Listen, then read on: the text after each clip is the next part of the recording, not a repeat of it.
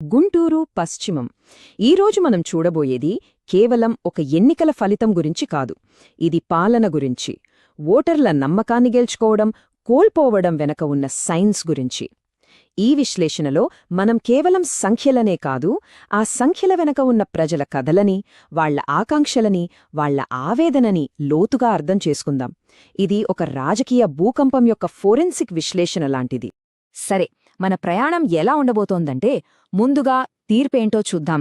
ఆ తర్వాత ఈ భారీ మార్పు వెనుకున్న కారణాలను ఒక్కొక్కటిగా విడదీసి చూద్దాం.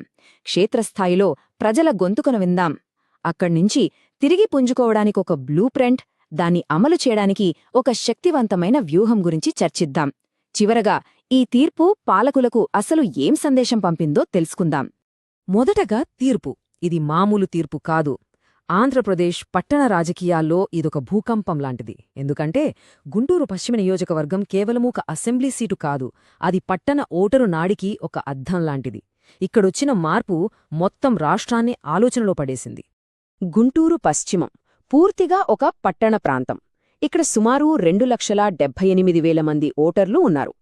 కాని ఇక్కడి రాజకీయ శక్తిని అర్థం చేసుకోవాలంటే ఒక కీలకమైన విషయం గమనించాలి. ఓటర్లలో సగానికి పైగా, అంటే దాదాపు 51.3% మహిళలే.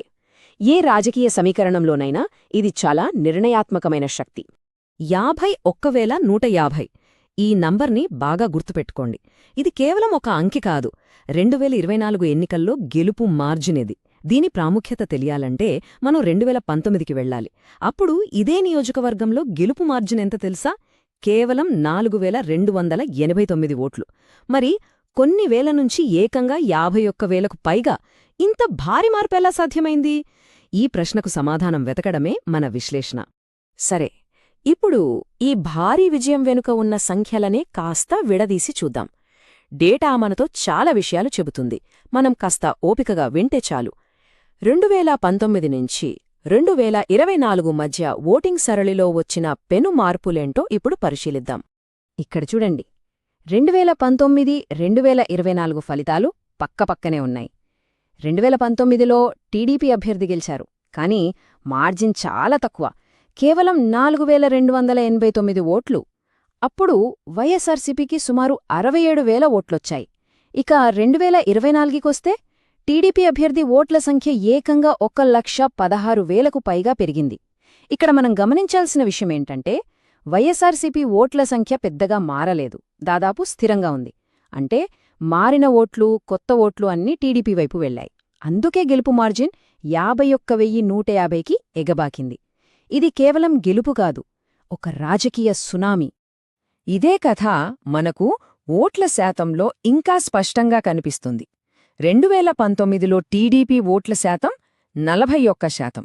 2024 వచ్చేసరికి అది 61.6%కి పెరిగింది. అంటే దాదాపు 20% పాయింట్ల భారీ పెరుగుదల. ఈ భారీ ఓట్ల బదిలీయే ఈ అసాధారణ ఫలితానికి అసలు కారణం. అయితే ఇంత పెద్ద మార్పుకు దారి తీసిన కారణాలేంటి? స్థూలంగా చూస్తే 3 ప్రధాన కారణాలు కనిపిస్తున్నాయి. ఒకటి, ఎన్డీఏ కూటమి ప్రభావం. టీడీపీ, జనసేన, బీజేపీ కలవడం వల్ల ప్రభుత్వ వ్యతిరేక ఓటు చీలలేదు. 2, అభ్యర్థి స్థానికులు కాకపోవడం. స్థానిక సమస్యలపై పూర్తి అవగాహన ఉన్న నాయకుడు కావాలని ప్రజలు భావించారు. ఇక 3వది, అన్నిటికన్నా ముఖ్యమైనది, పరిష్కారం కాని స్థానిక సమస్యలు. ప్రజల రోజువారీ జీవితాన్ని ప్రభావితం చేసే చిన్న చిన్న సమస్యలు పేరుకుపోయి పెద్ద అసంతృప్తికి దారితీశాయి. ఇక్కడే మనమొక విషయం గుర్తుంచుకోవాలి. ప్రజాజీవితంలో రాజకీయ విమర్శలో బాధ్యత చాలా ముఖ్యం. మన రాజ్యాంగం మనకు భావ ప్రకటనా స్వేచ్ఛను ఇచ్చింది, కాని అది ఎదుటివాలి గౌరవానికి భంగం కలిగించకూడదు. ఆరోగ్యకరమైన ప్రజాస్వామ్యానికి నిర్మాణాత్మక విమర్శ అవసరం, వ్యక్తిగత దూషణలు కాదు. ఇప్పుడు మనం ప్రజల దగ్గరికి వెళ్దాం. డేటా, పొత్తులు పక్కనపెట్టి ప్రజలు ఏం చెప్పారో విందాం. ఎందుకంటే ఏ ఎన్నికైనా నిర్ణయించేది ప్రజల రోజువారీ జీవితమే. వాళ్ల గొంతులోనే ఈ తీర్పుకు అసలు కారణాలు దాగియున్నాయి. ప్రజల నుంచి వచ్చిన మొదటి అతిపెద్ద ఫిర్యాదేంటో తెలుసా? మంచినీళ్లు. అవును, తాగే నీళ్లు. కుళాయిల నుంచి మురికినీరు వస్తోందని, నీటి సరఫరా సరిగా లేదని ప్రజలు తీవ్ర ఆవేదన వ్యక్తం చేశారు. ఇది కేవలం ఒక సౌకర్యం కాదు కదా, ఇది బ్రతకడానికి అవసరమైన ప్రాథమిక హక్కు.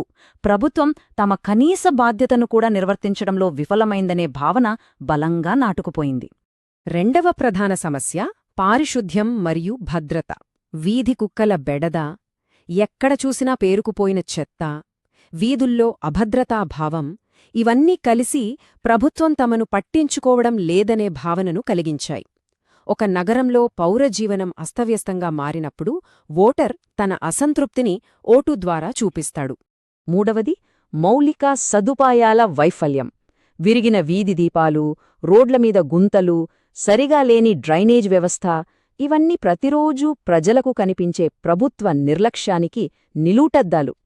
పనులు మొదలవుతాయి కాని పూర్తికావు, పూర్తయినా వాటి నిర్వహణ ఉండదు అనే అభిప్రాయం బలంగా ఉంది. ఇవి కాకుండా మరికొన్ని ఆందోళనలు కూడా ఓటర్లను ప్రభావితం చేశాయి. అమరావతి రాజధాని విషయంపై అనిశ్చితి, గుంటూరు ప్రాంతం నుండి ఉద్యోగాలు తరలిపోతాయనే భయం, ప్రభుత్వ ఆస్పత్రులలో సౌకర్యాల కొరత వంటివి ప్రజల అసంతృప్తికి ఆజ్యం పోశాయి. ఆర్థిక భయాలు, ఆరోగ్య సంరక్షణ వైఫల్యాలు కలిసి ఈ వ్యతిరేక పవనాలకు బలాన్నిచ్చాయి. సరే, ఇప్పటిదాకా మనం సమస్యను విశ్లేషించాం. ఇప్పుడు పరిష్కారం వైపు చూద్దాం. ఓటర్ల నమ్మకాన్ని తిరిగి ఎలా గెలుచుకోవాలి? ఈ విభాగంలో ఏ రాజకీయ పక్షమైనా అనుసరించగల ఒక స్పష్టమైన 5 సూత్రాల కార్యాచరణ ప్రణాళికను చర్చిద్దాం. మొదటిది, బలమైన స్థానిక అభ్యర్థిని ఎంపిక చేసుకోవాలి. గుంటూరు కోసం గుంటూరు నుంచే ఒక నాయకుడు కావాలి. రెండవది, అతి స్థానిక ప్రచారం ప్రారంభించాలి. అది రాజకీయాల కోసం కాదు, ప్రజల సమస్యల పరిష్కారం కోసం ఏర్పాటు చేసిన ఒక వార్ రూంలా ఉండాలి. మూడవది, డేటా ఆధారిత సానుభూతితో కూడిన ప్రచారం చేయాలి.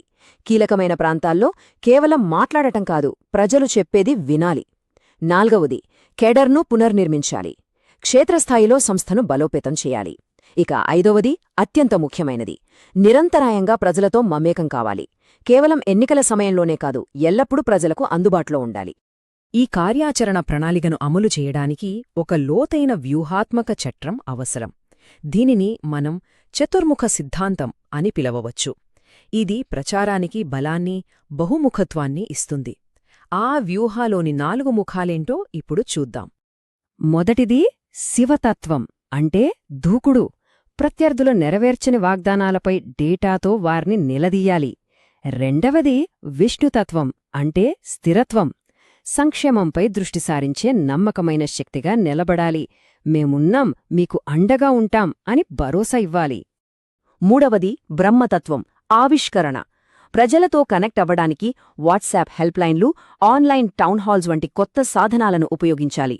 నాల్గవది దుర్గతత్వం, రక్షణ. కార్యకర్తలను బెదిరింపుల నుండి, పౌరులను నిర్లక్ష్యం నుండి కాపాడాలి.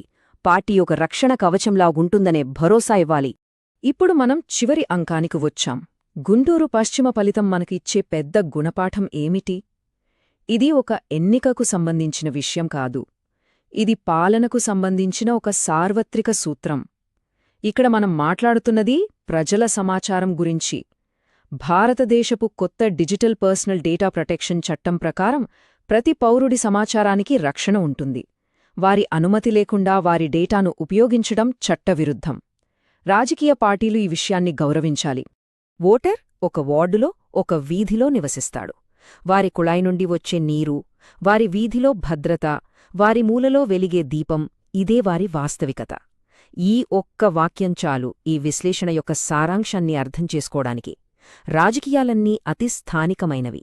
రోజువారీ జీవితాన్ని నిర్వహించగల ప్రభుత్వ సామర్థ్యంపైనే నమ్మకం నిర్మించబడుతుంది లేదా నాశనం చేయబడుతుంది. అందుకే మనం వేసుకోవాల్సిన ప్రశ్న ఒక్కటే: ఒక ఎన్నిక అనేది ఒక పార్టీకి ముగింపు రేఖనా లేక పాలనకు ప్రారంభరేఖనా? గుంటూరు పశ్చిమ ప్రజలు తమ సమాధానాన్ని చాలా స్పష్టంగా ఇచ్చారు. పాలన అనేది 5 ఏళ్లకోసారి వచ్చే పరీక్ష కాదు, అది ప్రతిరోజూ ప్రజల ముందు నిలబడాల్సిన బాధ్యత. మీరు ప్రజలకు సేవ చేసే నాయకులుగా ఎదగాలనుకుంటే, మీ నియోజకవర్గాన్ని అభివృద్ధి పదంలో నడపాలనుకుంటే blueprintstrategies.ai ని సంప్రదించండి. mgr@blueprintstrategies.ai కి ఈమెయిల్ చేయండి లేదా 08042041600 నెంబర్కు కాల్ చేయండి. Purpose beyond politics.